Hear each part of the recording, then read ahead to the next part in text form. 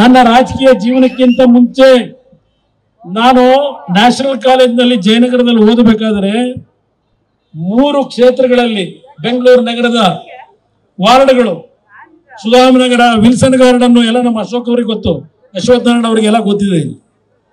ಅಲ್ಲಿ 3 ಲಾರಿ ಇಟ್ಕೊಂಡು ಕಸ ತೆಗಿತಕ್ಕಂಥ ಕೆಲಸ ಮಾಡಿದ್ದು ಸತ್ಯ. ನಾನು ನೇರವಾಗಿ ಹೇಳ್ತೀನಿ, ದುಡಿಮೆ ಮಾಡಿದ್ದೇನೆ, ಸ್ವಂತ ಬೆವರು ಸುರಿಸಿ ದುಡಿಮೆ ಮಾಡಬೇಕು.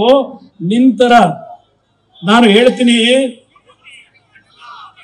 ಕನಕಪುರದ ಜನತೆಯನ್ನ ಎಷ್ಟು ದಲಿತ ಕುಟುಂಬಗಳನ್ನ ಹಾಳು ಮಾಡಿದ್ರಿ, ಎಷ್ಟು ದಲಿತ ಕುಟುಂಬಗಳನ್ನ ಹಾಳು ಮಾಡಿದ್ದೀರಿ. ಕನಕಪುರದಲ್ಲಿ ಯಾವ್ಯಾವ ಹಳ್ಳಿಗಳ ಪರಿಸ್ಥಿತಿಗಳನ್ನು ಏನು ಮಾಡಿದ್ರಿ, ಹಳ್ಳಿಯ ಹೆಣ್ಣು ಮಕ್ಕಳು ಯಾವ ರೀತಿ ಕಣ್ಣಲ್ಲಿ ನೀರು ಹಾಕಿದ್ದಾರೆ, ಇದೆಲ್ಲವನ್ನ ಗಮನಿಸಿದ್ದೇನೆ. 1985 ಹೇಳಿದ್ರಿ, ನನಗೆ ಯಾವ ಒಂದು ಚಿತ್ರದ ಹಂಚಿಕೆದಾರ ಇದ್ದೆ. ಇದೇ ಕೇತಗನಹಳ್ಳಿನಲ್ಲಿ 45 ಎಕರೆ ಭೂಮಿ ನಾನು ಖರೀದಿ ಮಾಡಿದ್ದೇನೆ. ಕುಮಾರಸ್ವಾಮಿ ರೈತನ ಮಗ ಅಲ್ಲ ಅಂತ ಹೇಳ್ತಾರೆ. ನೆನ್ನೆ ದಿನ ಇಲ್ಲಿ ಭಾಷಣದಲ್ಲಿ ಪ್ಯಾಂಟ್ ತೆಗೆದು ಪಂಚ ಹಾಕಿದ ತಕ್ಷಣ ರೈತನ ಮಗ ಆಗಲ್ಲ ಅಂದ್ರು.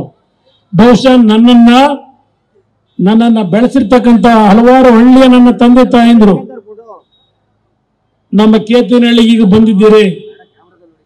ತೆಂಗಿನ ಗಿಡದಲ್ಲಿ ಸುಮಾರು 20 ಟನ್ನು ಕೊಬ್ಬರಿಯನ್ನ ಬೆಳೆದಿದ್ದೇನೆ ಒಂದು ವರ್ಷದಲ್ಲಿ. ಕಳೆದ ವರ್ಷ ಬಾಳೆ ಹಾಕಿದ್ದನ್ನ ನೀವೆಲ್ಲ ಕಣ್ಣಾರೆ ನೋಡಿದ್ದೀರಿ.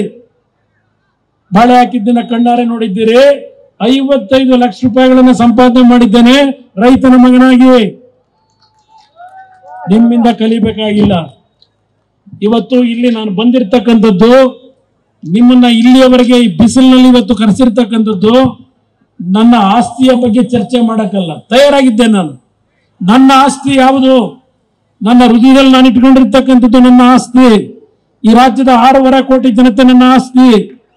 ಇದು ನನ್ನ ಹೃದಯದಲ್ಲಿ ಇಟ್ಕೊಂಡಿದ್ದೇನೆ.